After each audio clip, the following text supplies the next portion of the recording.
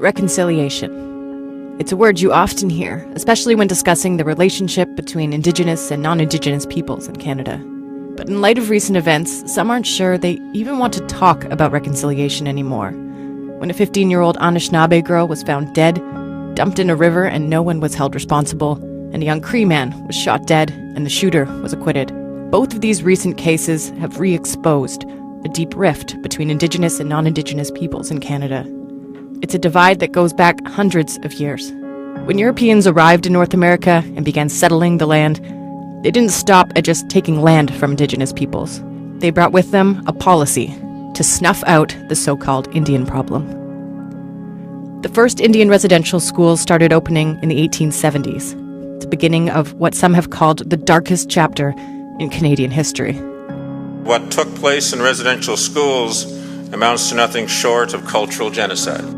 By 1920, the Indian Act was amended to make it mandatory for status Indian children to attend residential school. When their parents refused to send them away, police showed up and forcibly took them. It's estimated that 150,000 children were taken from their families and placed in these schools where they were stripped of their culture and their language.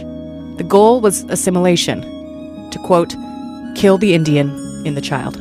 Thousands of children died, with some estimates saying the mortality rate was as high as 60% in some of the schools. Those who survived have shared horrific stories of physical, sexual, and emotional abuse. The last residential school closed in 1996. The impacts of those institutions are still palpable today. Indigenous communities have shown incredible resilience in the centuries since Europeans arrived, but the impacts of intergenerational trauma and colonization still run deep. In 2007, the largest class action settlement in Canadian history recognized the damage inflicted by residential schools. Canada formally apologized the following year. These objectives were based on the assumption that Aboriginal cultures and spiritual beliefs were inferior and unequal. Indeed, some sought, as was infamously said, to kill the Indian in the child. Today, we recognize that this policy of assimilation was wrong, has caused great harm, and has no place in our country. The residential school settlement agreement established a multi-billion-dollar fund to support survivors in their recovery. One of the outcomes of this agreement was the Truth and Reconciliation Commission.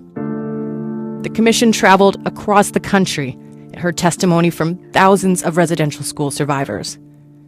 In 2015, the commission produced its final report.